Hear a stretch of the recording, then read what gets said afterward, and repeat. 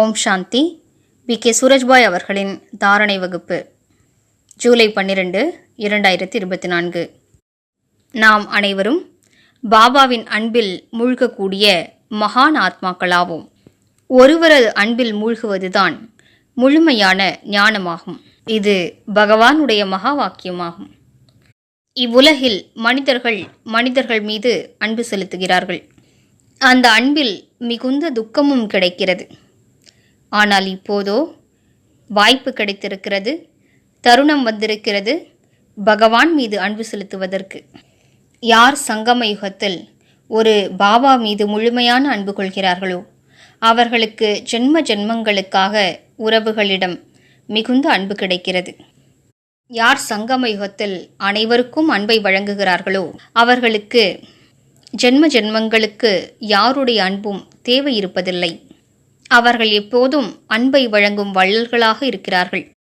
வாருங்கள், நாம் அனைவரும் தனக்குத்தான் பேசிக்கொள்வோம். எந்த பாபா நமக்கு வாழ்க்கை தானத்தை வழங்கியிருக்கிறாரோ, யார் நமக்கு புதிய வாழ்க்கையை வழங்கியிருக்கிறாரோ, வாழ்வதற்கான கலையை கற்றுக் கொடுத்திருக்கிறாரோ, நமது பாதையை சகஜமாக ஆக்கினாரோ, அவரை மறந்து நாம் யாரை நினைத்து கொண்டிருக்கிறோம்? தனக்குத்தான் சிந்தித்து பார்ப்போம். மேலும் முழு உலகையும் மறந்து போவோம். அவரது அன்பில், அவரது நினைவில் யார் நமக்காக புதிய உலகையே வழங்கியிருக்கிறாரோ, யார் நமக்காக ஸ்வர்க்கத்தின் பரிசை கொண்டு வந்திருக்கிறாரோ, யார் நாம் இழந்த ராஜ்யத்தை நமக்கு மீட்டு கொடுக்கிறாரோ, யார் நம்மை முழுமையாக தூய்மையாக்கி விடுகிறாரோ, நம்மை தூய்மையாக்கி ஜென்ம ஜென்மங்களுக்காக செல்வ செழிப்பினால் நிறைத்து விடுகிறாரோ, அவரது அன்பில் நினைவில் மூழ்கி போவோம். அவரை விடுத்து வேறு யாரை நாம் நினைக்கிறோம்? இவ்வுலகில் ஒருவர் மற்றவருக்கு 20 லட்சம் 50 லட்சம் என்று கொடுத்து விட்டார் என்றால் அதை பெற்றவர் வாழ்க்கை முழுவதும் நன்றி கடன் பட்டிருக்கிறார். அவரது கருணை வாங்கியவருடைய மனதில் நீடித்த இடத்தை பெற்றுவிடுகிறது. பாபா என்ன செய்கிறார்? 21 பிறவிகளுக்கு மட்டுமல்ல, 3 யுகங்களுக்கு நம்மை சுகம் நிறைந்தவராக ஆக்கிவிட்டு செல்கிறார். அதன் காரணமாக ஒருபோதும் நாம் அதிர்ஷ்டத்தை நொந்து கொள்ள வேண்டிய அவசியம் இருக்காது. எனவே பாபா நம்மை எவ்வளவு நேசிக்கிறார் என்பதை உணர்ந்து பார்ப்போம். நாம் மட்டும் அவரை நேசிக்கவில்லை, அவரோ ஜென்ம ஜென்மங்களாக நாம் செலுத்திய அன்பை விட அதிகமான அன்பை நம்மீது செலுத்துகிறார். ஏனென்றால் அவர் இருப்பதே அன்பின் கடலாக. எந்தளவிற்கு நாம் உடல் உணர்விலிருந்து விலகி அசரீரியாக ஆவோமோ அந்தளவிற்கு பாபாவின் மீது நமக்கு கவர்ச்சி அதிகரிக்கிறது. இதுவே நியமமாகும். யார் உடல் உணர்வில் இருப்பார்களோ அவர்களுக்கு தேகதாரிகள் மீது அன்பு ஏற்படும். மேலும் யார் உடல் உணர்விலிருந்து விலகி இருப்பார்களோ அவர்களுக்கு நிராகார தந்தை பிரியமானவராக இருப்பார்.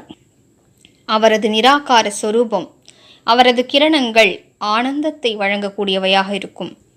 சூக்ஷ்ம உலகில் பாப்தாதாவுடனான சந்திப்பு மிகுந்த தனிப்பட்டதாக மற்றும் பிரியமானதாக இருக்கும்.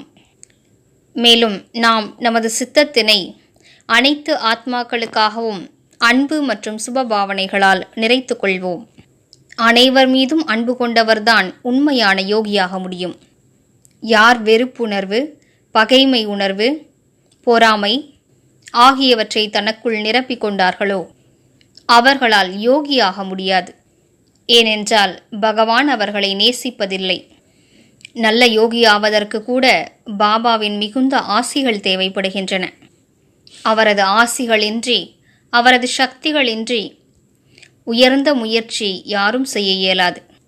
எனவே நாம் அவரது முழு படைப்பையும் நேசிப்போம். அவரது காரியத்தில் உண்மையான மனதோடு ஈடுபடுவோம். அவரது காரியங்களை நிறைவேற்றுவோம். அப்போது அவரது அன்பு மழை நம்மீது பொழியும். ஆனால் எந்த ஒரு மனிதர் அவரது காரியங்களில் தடைகளை ஏற்படுத்துகிறாரோ அவர்கள் மீது அவரது பார்வை கூட செல்வதில்லை. அவர் பகவானுடைய பார்வையிலிருந்து விலகி சென்று விடுகிறார். அவர்களுக்கு பிரச்சனைகள் வரும்போது அவர்கள் பாபாவை அழைப்பார்கள், ஆனால் பாபாவின் பார்வை அவர்கள் பக்கம் செல்வதில்லை. எனவே வாருங்கள், நாம் யோகிகளாக ஆவோம். இன்று முழு நாளும் மிக நன்றாக பயிற்சி செய்வோம். நான் மாஸ்டர் சர்வசக்திவான் ஆவேன். மேலும் பரந்தாமத்திலிருந்து சர்வசக்திவானுடைய ஒளிக்கிரணங்கள் என் மீது பொழிந்து கொண்டிருக்கின்றன. ஓம் சாந்தி.